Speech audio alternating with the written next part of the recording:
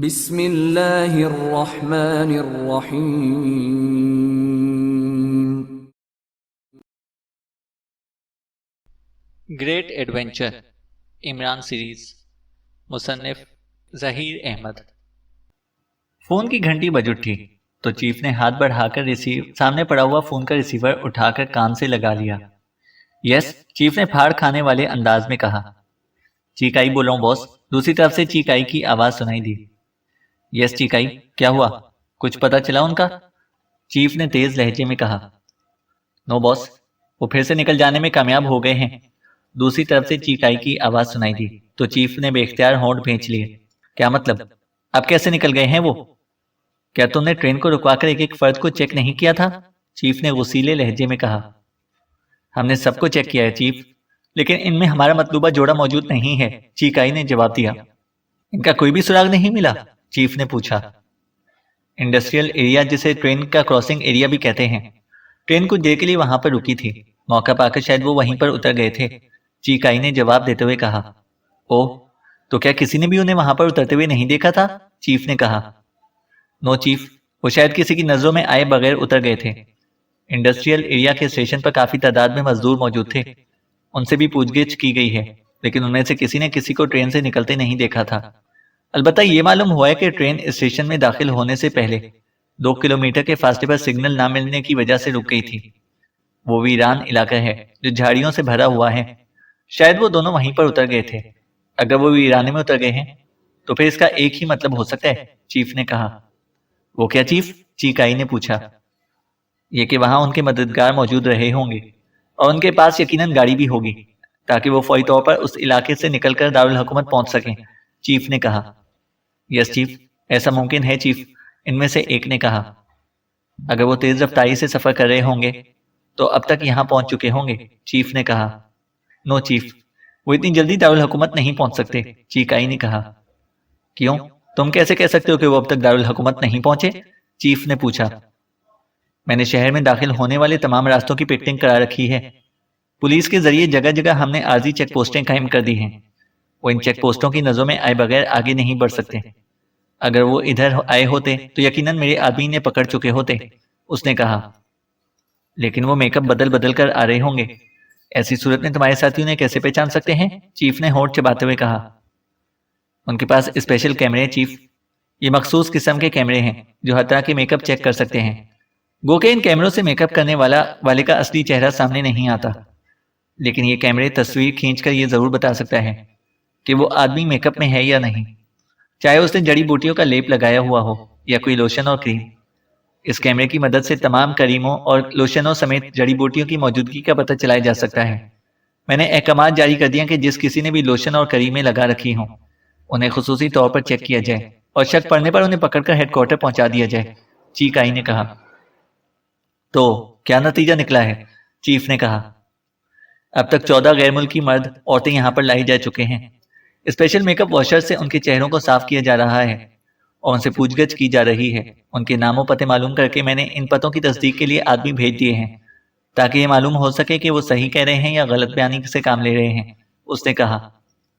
क्या वहां कोई ऐसा रास्ता नहीं है जहां से वो किसी चेकपोस्ट की नजरों से बचकर निकल सकें? चीफ ने कहा।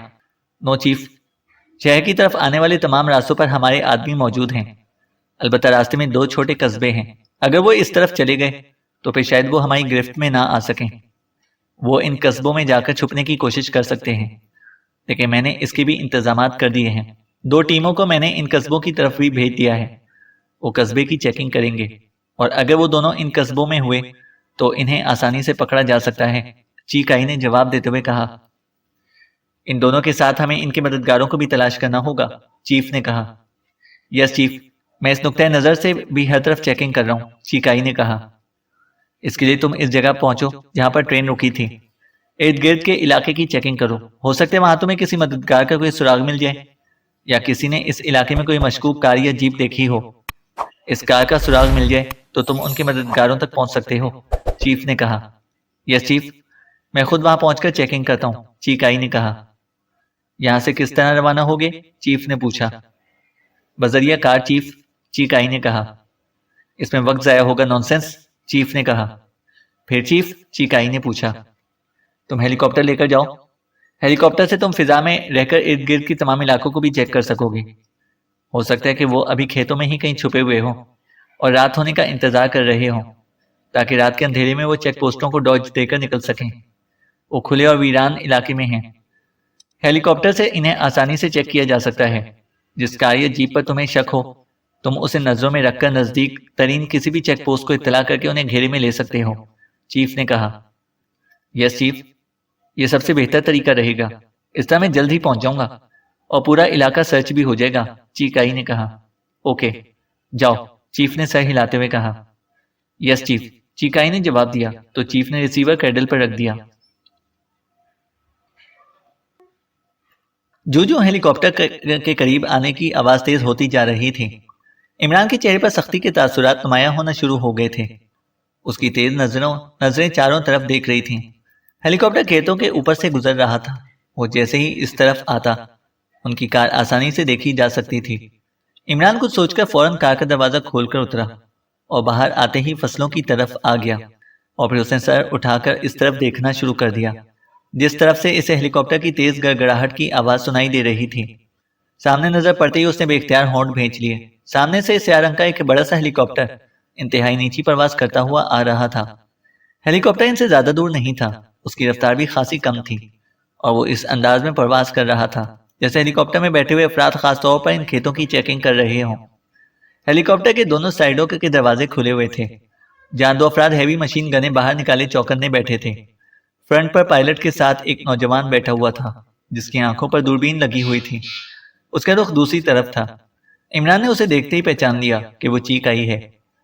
हेलीकॉप्टर जिस रुख पर परवाज करता हुआ आगे बढ़ रहा था, उसके थोड़ा ही आगे आने की देर थी कि उन्हें कमाद में मौजूद कार आसानी से दिखाई दे जाती। खतरा कई बातें देखकर इमरान को अपनी रगों में खून की जगह पारा सा दौड़ता हुआ महसूस होने लगा। उसका हाथ बेख्तियार जेब में पहुंच गया। जब इसका हाथ बाहर आया तो इसके हाथ में साइलेंसर लगा हुआ रिवॉल्वर मौजूद था। वो इस रिवॉल्वर से हेलीकॉप्टर तो तबाह नहीं कर सकता था, लेकिन हेलीकॉप्टर जितना नीचे था और वो जिस रुख पर इस तरफ बढ़ रहा था, वो हेलीकॉप्टर के पायलट को जरूर निशाना बना सकता था। इमरान ने साइलेंसर लगे रिवॉल्वर का रुख हेलीकॉप्टर की तरफ किया और हेलीकॉप्टर के पायलट को निशाना बनाने लगा। इससे पहले कि हेलीकॉप्टर मजीद आगे आता और इमरान पायलट को गोली मारता, अचानक उसने हेलीकॉप्टर को दाएं तरफ मुड़ते हुए देखा। हेलीकॉप्टर को मुड़ते देखकर इमरान की उंगली ट्रैगर से हट गई। हेलीकॉप्टर मजीद आगे आने की बजाय पहले ही एक तरफ मुड़ गया था। इमरान फौरन ही झुक गया। चंद लम्हों बाद उसे सर उठाया तो इसे हेलीकॉप्टर चक्कर काट कर दूसरी तरफ जाता हुआ दिखाई दिया, तो उसके चेहरे पर सुकून के तासुरात नमूदार हो गए। बचकर निकल गए, इमरान ने मुस्कुराते हुए कहा। हेलीकॉप्टर मुड़कर खेतों के दूसरे हिस्सों को चेक करना शुरू हो गया था। फिर इमरान ने उसे सड़क की तरफ जाते हुए देखा और इस मोड़ की तरफ बढ़ते देखा जिससे बचकर वो इस तरफ आए थे। इमरान ने सुकून का सांस लिया और रिवॉल्वर जेब में रखकर वो वापस कार में आ गया। जूलिया बदस्तूर कार में बैठी हुई थी। क्या हुआ, हेलीकॉप्टर वापस चला गया? जूलिया ने कहा। हाँ, उनकी किस्मत अच्छी थी कि आगे बढ़ते बढ़ते अचानक हेलीकॉप्टर मोड़ लिया था, वरना मैंने पायलट को गोली मारकर हेलीकॉप्टर गिराने का फैसला कर लिया था, इमरान ने कहा। उसने कार स्टार्ट की और फिर आगे बढ़ाता चला गया। तकरीबन 3 किलोमीटर का रास्ता तय करने के बाद उसने कार इस कच्चे रास्ते पर घुमा दी जो खेतों के दरमियान से गुजर रहा था और कहीं ऊंचा था और कहीं नीचा। ये रास्ता पगडंडी नुमा था और शायद गांव के लोग इसे खेतों में आने जाने के लिए शॉर्टकट के तौर पर इस्तेमाल किया करते थे। इस रास्ते पर काफी आगे बढ़ने के बाद इमरान ने कार रोक दी। अब वो सड़क से नजर नहीं आ सकते थे। इमरान को खेतों के दरमियान एक ऊंचा और बड़ा सा चबूतरा दिखाई दिया जहां चारपाई रखी हुई थी। शायद खेत के किसान इस चबूतरे पर बैठकर दूर तक खेतों की रखवाली किया करते थे। इस चबूतरे से वो खेत को चारों तरफ आसानी से देख सकते थे। अब क्या हुआ, जूलिया ने पूछा। हम काफी देर से खेतों की भूल भलैयों में घूम रहे हैं और मैं कोशिश के बावजूद सड़क तक नहीं पहुंच सका। इस चबूतरे पर जाकर चेक करना पड़ेगा कि सड़क किस तरफ है और हम सड़क से कितनी दूर हैं, इमरान ने कहा। तो जूलिया ने इस बात में सर हिला दिया। मैं हूं तुम्हारे साथ, जूलिया ने कहा। नहीं, चबूतरा खासा ऊंचा है, ऊपर जाते ही हम आसानी से किसी की भी नजरों में आ सकते हैं। मैं अकेला जाऊंगा। वहां एक बड़ी चारपाई रखी हुई है, मैं इस चारपाई के नीचे छुपकर इर्द गिर्द का इलाका चेक करूंगा, इमरान ने कहा। तो जूलिया ने इस बात में सर हिला दिया। इमरान कार से निकला और फिर वो कमाद की फसलों के दरमियान से गुजरता हुआ इस चबूतरे की तरफ बढ़ने लगा। वो इर्द गिर्द के माहौल से पूरी तरह से चौकन्ना दिखाई दे रहा था। उसने चबूतरे के करीब जाकर इसके गिर्द एक चक्कर लगाया, लेकिन वहां कोई मौजूद ना था। उसने गन्ने के एक पौधे का ऊपरी हिस्सा चाकू से काटा और उसे लिए हुए चबूतरे पर चढ़ने लगा। चबूतरे पर आते ही वो फौरन वहां पड़ी हुई चारपाई के नीचे घुस गया। उसने कटा हुआ पौधा अपने चेहरे के सामने किया और सर उठाकर चारों तरफ देखने लगा। इसी लम्हे वो चौंक पड़ा। गन्ने के खेतों में लहराते हुए पौधों से सर ऊपर होते ही उसे पुलिस वाले नजर आ गए थे। वो खेतों में बड़े फैले हुए थे। उनके हाथों में मशीन गनों के साथ बड़ी बड़ी बर्छियां भी दिखाई दे रही थीं, जिनसे वो बड़ी बेरहमी से फसलों को काटते हुए तेजी से आगे बढ़े चले जा रहे थे। वो भी काफी दूर थे, लेकिन जिस तरफ से वो फैलकर इस तरफ आ रहे थे, इससे इमरान को अंदाजा हो गया कि वो सड़क की तरफ से ही आ रहे हैं।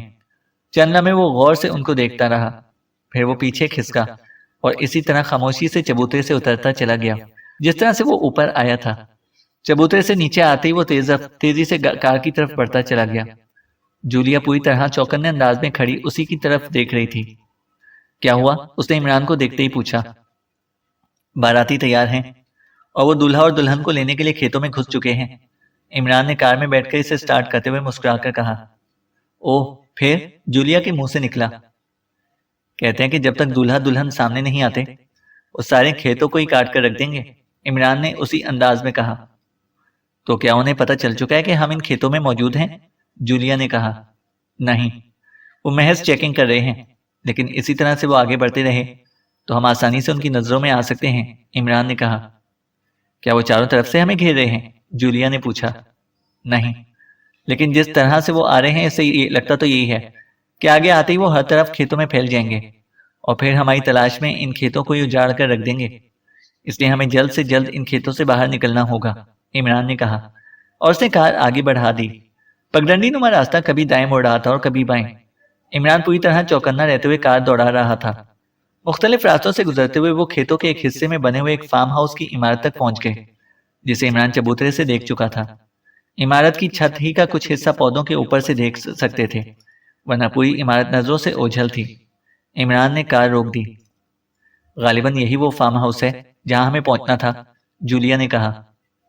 ऐसा ही लग रहा है, इमरान ने सर हिलाया। मगर ये रास्ता तो किसी और तरफ मुड़ रहा है। हम फार्म हाउस तक किस तरह से पहुंचेंगे? जूलिया ने कहा। खेत उबूर करके, इमरान ने कहा। मगर कार खेत में से कैसे गुजर सकती है? जूलिया ने कहा। कार की बात कौन कर रहा है? इमरान ने कहा। फिर? जूलिया ने पूछा। हम पैदल ही चलेंगे, इमरान ने कहा और कार का इंजन बंद करके दरवाजा खोलकर बाहर आ गया। जूलिया भी बाहर आ गई। कार घनी फसलों में छुप सी गई थी। जब तक कोई करीब ना आ जाता दूर से उसे चेक ना किया जा सकता था। वो दोनों फसलों में घुस गए। इमरान आगे था और जूलिया उसके उकुब में जहां रास्ता नहीं मिलता था वहां इमरान गन्नों को काट कर रास्ता बना लिया करता था। इसी तरह चलते हुए वो खेत के आखिरी हिस्से तक जा पहुंचे। अब वो इमारत को पूरी तरह से देख सकते थे। ये फार्म हाउस ही की इमारत थी और सामने इमरान को दो आदमी खड़े नजर आ रहे थे, लेकिन उनमें से कोई भी याकूब नहीं था। फिर एक और शख्स नजर आया। वो आपस में बातें करते हुए एक जानिब बढ़ते चले गए। याकूब से राब्ता किस तरह हो सकता है? जूलिया ने पूछा। अहमद अली ने उसे हमारी आमद से आगाह कर दिया होगा और वो हमारा मुंतजिर होगा। मगर? इमरान ने कहा। मगर क्या? जूलिया ने पूछा। हमें उससे राब्ता करने के लिए इंतजार करना होगा, इमरान ने कहा।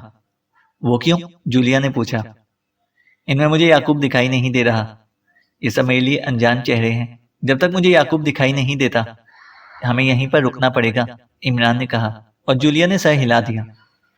ट्रांसमीटर पर राब्ता क्यों नहीं कर लेते? जूलिया ने पूछा। कुछ देर इंतजार करेंगे, अगर वो नजर नहीं आया तो फिर ट्रांसमीटर इस्तेमाल करेंगे, इमरान ने कहा। क्या तुम याकूब को पहचानते हो? जूलिया ने पूछा। अगर ना पहचानता होता तो ये क्यों कहता कि वो नजर नहीं आ रहा? इमरान ने बुरा सा मुंह बनाकर कहा और जूलिया शर्मिंदा सी हो गई। जाहिरी बात थी कि अगर इमरान याकूब को पहचानता ना होता तो फौरन ही ट्रांसमीटर पर राब्ता करते इसकी आमद का इंतजार क्यों करता? ओह! अचानक इमरान की आवाज सुनकर जूलिया चौंक पड़ी। क्या हुआ? जूलिया ने पूछा। इमरान इमारत के बरामदे की जानिब ही देख रहा था, जहां अब दो सिपाही और एक सादा लिबास वाला नजर आ रहे थे। सिपाहियों को देखकर जूलिया भी चौंक गई। इसका मतलब यह हुआ कि इन लोगों ने फार्म हाउस पर भी कब्जा कर रखा है, जूलिया ने कहा। हाँ, ऐसा ही लग रहा है, इमरान ने होंठ भींचते हुए कहा उसका अंदाज ऐसा था जैसे पुलिस को फार्म हाउस में देखकर उसे तशवीश लाहक हो गई हो। सिपाहियों के साथ शायद ब्राइटसन का आदमी है, जूलिया ने कहा। नहीं, वो याकूब है, इमरान ने कहा। क्या? क्या मतलब? इसका पुलिस वालों से क्या ताल्लुक? जूलिया ने हैरत से कहा। कोई नहीं। मुमकिन है वो पुलिस वालों को इमारत की चेकिंग कराने के बाद उन्हें बाहर तक छोड़ने के लिए आया हो, इमरान ने कहा। ओह हाँ, ऐसा हो सकता है। वो लोग इमारत से ही बाहर निकल रहे हैं, जूलिया ने कहा। जो कुछ भी है अभी सामने आ जाएगा, इमरान ने कहा और सिपाहियों को घूरने लगा। वो बातें करते हुए इस रास्ते की तरफ जा रहे थे जो फार्म हाउस से पक्की सड़क तक बना हुआ था। फिर सिपाही आगे बढ़ गए और याकूब पलट पड़ा। इमरान ने मिट्टी का एक ढेला उठाया और जब याकूब बरामदे के करीब पहुंचा तो उसकी तरफ फेंक दिया। ढेला याकूब के पैरों में गिरा। उसने रुके बगैर इसे देखा और इमारत में घुसकर नजरों से ओझल हो गया। शायद वो समझा नहीं, जूलिया ने कहा।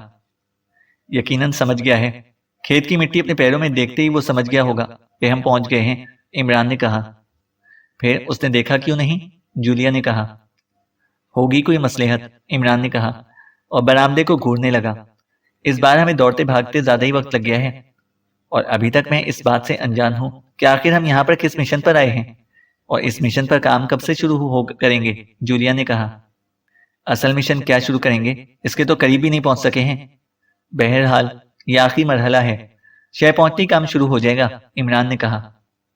मुझे उलझन सी होने लगी है, जूलिया ने कुछ देर बाद कहा। वो क्या, इमरान ने पूछा। यही के यहाँ, उसने इमरान की आवाज पर जुमला अधूरा छोड़ दिया था। ओह, इमरान के मुंह से निकला। वो बरामदे की सिमत में देख रहा था जहां अब एक इंस्पेक्टर और दो सिपाही नजर आ रहे थे। याकूब उन्हीं के साथ था। फिर वो भी सड़क की तरफ बढ़ते चले गए। उनके जाने के बाद याकूब फिर इमारत में चला गया, मगर उसकी वापसी 2 मिनट बाद ही हुई। वो सीधा उन्हीं की जानिब आया था। उसके हाथ में एक बड़ा सा तरपालनुमा कपड़ा था। वो खेत के बिल्कुल करीब आकर उसे झाड़ने लगा। साथ ही इमरान ने उसकी आवाज भी सुनी थी। ताबात, याकूब ने कहा। मिशन, इमरान ने और करीब होकर कहा। फुल कोड, याकूब के मुंह से निकला। ताबात मिशन, इमरान ने जवाब दिया तो याकूब के चेहरे पर सुकून आ गया। गुड, मैं इमारत के बरामदे में जाकर सिग्नल दूंगा तो आप उस तरफ चले आएं। याद रहे कि जब तक सिग्नल ना दूं बाहर ना निकलें, याकूब ने तरपालनुमा कपड़े को तय करते हुए कहा। ठीक है। अंदर सिपाही हैं, इमरान ने पूछा। नहीं, अब सिर्फ मेरे 6 आदमी हैं। 3 अभी भी देहात की तरफ सामान लेने गए हैं, याकूब ने कहा। क्या उनकी नजरों में, इमरान ने कहना चाहा। उन सबकी नजरों से बचना है, इसलिए मैंने उनको ऐसी जगहों पर लगा दिया है जहां से वो निस्फ घंटे तक नहीं हट सकते, क्योंकि उन्हें पानी का प्रेशर कंट्रोल करना है, याकूब ने बात काटते हुए कहा। ठीक है, इमरान ने कहा और याकूब तरपालनुमा कपड़ा तय करके वापस लौट गया। अब बरामदा खाली नजर आ रहा था। रिवॉल्वर चेक कर लो और चौकन्नी रहो, इमरान ने कहा। रिवॉल्वर लोड है और एक लम्हे में मैं फायरिंग शुरू कर सकती हूँ, बेफिक्र रहो, जूलिया ने कहा। बेफिक्र कैसे रहूं? एक ही फिक्र जान खा रही है और मैं घुल घुल कर दुबला हुआ जा रहा हूं, इमरान ने बड़बड़ाते हुए कहा। कौन सी फिक्र तुम्हें खा रही है, जूलिया ने तंजिया लहजे में पूछा।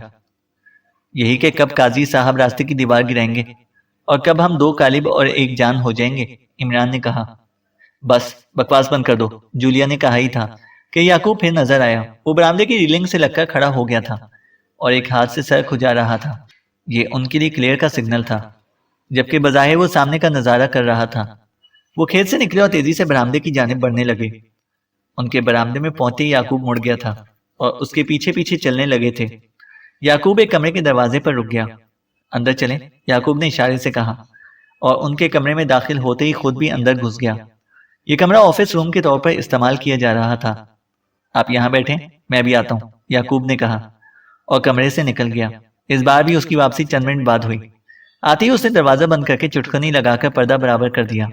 कोई खास बात, इमरान ने पूछा। नहीं, मैं इन लोगों से कह आया हूं कि मैं कुछ देर आराम कर लूंगा। कोई बात हो तो बुला लें, याकूब ने कहा। क्या मतलब, इमरान ने पूछा। इस फार्म हाउस से कुछ फासले पर एक हैवी वाटर सप्लाई का पंप स्टेशन है जहां से कस्बों और शहर तक पानी की सप्लाई की जाती है। मैंने पंप स्टेशन पर भी कब्जा कर रखा है। मुझे उनके साथ प्रेशर खत्म होने तक रहना था, मगर मैं कल से अपनी तबीयत की खराबी का प्रोपेगेंडा करता रहा हूं ताकि ऑफिस में 2-3 घंटे बैठे रहने का बहाना बना सकूं, याकूब ने कहा। मगर क्यों? पंप स्टेशन पर कब्जा करने की तुम्हें क्या जरूरत थी, इमरान ने कहा। जरूरत थी इसलिए तो ऐसा किया गया है।